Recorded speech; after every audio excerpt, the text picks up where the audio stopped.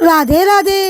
हर घर में झगड़ा होता है, घर घर का झगड़ा कैसे समाप्त करें बताएंगे परमानंद जी महाराज।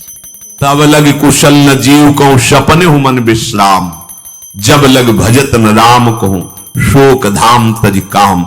ये दुखों का खजाना काम अर्थात इच्छा, इसका त्याग करके भगवान की शरण में होकर जब तक नाम जप नहीं करोगे स्वप्न में भी तुम्हें विश्राम नहीं मिलेगा। और नाम जप एक गंदे आचरण करने वालों के हृदय में नहीं हो सकता। नाम परम पवित्र है। ये तभी होगा जब आपका खान पान सात्विक हो, आपका वातावरण सात्विक हो, आपका बोलना उठना बैठना सब सात्विक हो, तब नाम भगवान कृपा करेंगे आपकी जिह्वा। फिर कौन सी इच्छा रह जाएगी, कौन सी इच्छा रह जाएगी। अरे आप विश्वास कीजिए, ये जितनी इच्छाएं हैं सब स्वाप्निक हैं। जब आप सच्चा विवेक धारण करेंगे तो आपसे पूछा भी जाएगा कि जबरदस्ती केवट से कह रहे ले लो, वो कह रहा आप कछुनाथ न चाहिए मोरे, नहीं चाहिए। प्रहलाद जी कह रहे वरदान मांगो, हमारी आज्ञा का पालन करो। तो कह रहे हाँ आपकी आज्ञा का पालन करता हूं, हे नाथ मुझे यही वरदान दीजिए कि आपसे भी कोई इच्छा न रहे। ये वरदान मांगा कि आपसे भी कोई इच्छा। आप सोचो क्या है ऐसा भागवती का रस कि जिसको वो मिला तो भगवान से भी कह देते। और भक्त तो बड़े विचित्र विचित्र है, वो भगवान से कहते तुम्हारी इच्छा क्या है प्यारे, बोलो हम पूर्ण करते हैं। तुम्हारी इच्छा क्या है, हमारी तो कोई इच्छा ही नहीं, आप बोलो आपकी इच्छा क्या है, आप क्या चाहते हो, मैं कैसे आपको रिझाऊं। ये जब कामना को लेकर के मनोवृत्ति का प्रवाह संसार की तरफ होता है तब ये कामना ही हमें राग द्वेष में बांध देती है। जो महापुरुषों ने उपासना करके शास्त्र स्वाध्याय करके अनुभव किया है उसे ध्यान से सुनो। इच्छाओं से बचने का उपाय, इच्छा ही आपके बंधन का कारण है, इच्छा ही जन्म मरण का कारण है।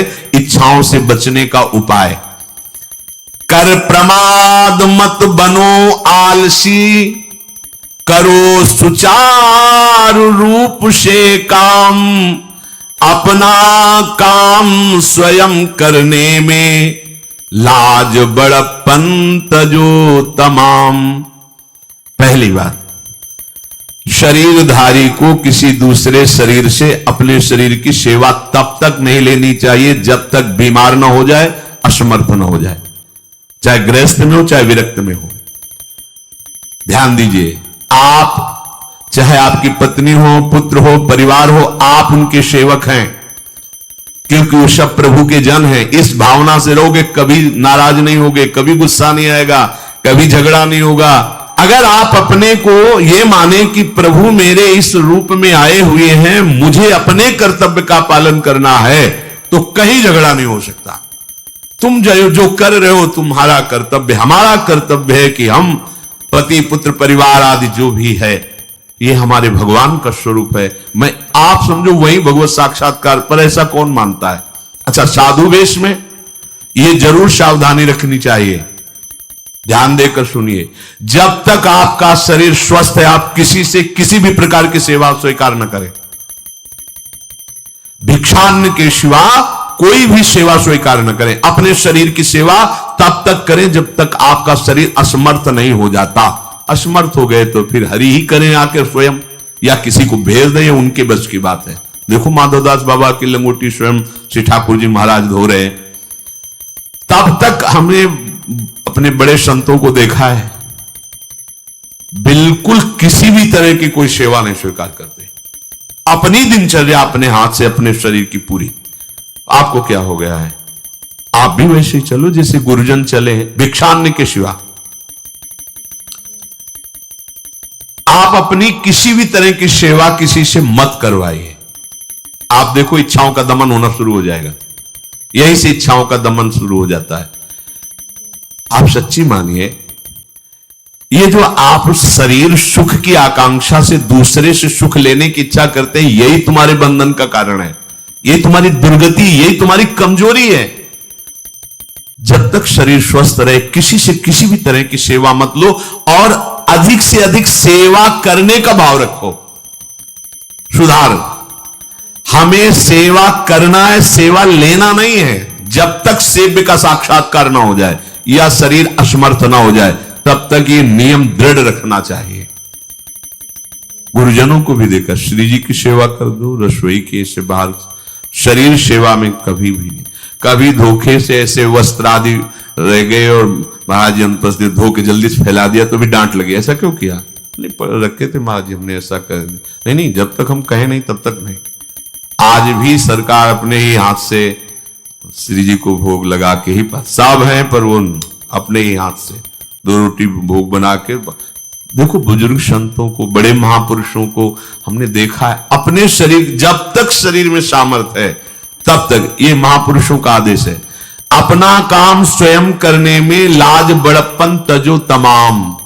अपना काम करने के लिए आप किसी को भी आदेश मत करें, किसी की भी सेवा स्वीकार न करें। हाँ, हमें भूख लगेगी तो रोटी मांग लेंगे जाकर के, क्या जरूरत है हमें किसी की सेवा स्वीकार करने की? मांगो, खाओ, खूब भजन करो, सत्संग करो, कम खर्चे वाला जीवन रखो। जरूरत क्या है?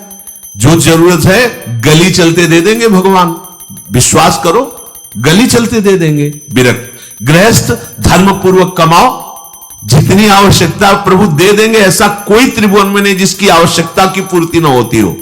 अनावश्यक तुम्हारी मांगे जो है वही तुम्हें दुख दे रही है। आवश्यक व्यवस्था सबको भगवान दिए हुए हैं, अनावश्यक मांग के लिए तुम्हें फिर फंसना होगा। ये तुम्हारी अनावश्यक मांगे हैं, ये हो जाए, वो हो जाए, वो जो आपको जीवन जीने के लिए जरूरी है, धर्म पालन के लिए जरूरी है, वो बिना मांगे भगवान दे रहे सबको। देख लो। हाँ, आप कि भाई हमको उस परिकर में रहना है, उस कोर्ट से रहना है, वो सब VIP, तो हमको भी उस कोर्ट का, ये मांगे हैं तुम्हारी। तुम्हारा प्रारब्ध जितना है उतना तुम्हें मिलेगा, जो आवश्यक है वो तुम्हें मिलेगा। अनावश्यक मांगे करोगे फंसोगे, अधर्म में कूदना पड़ेगा तुम्हें।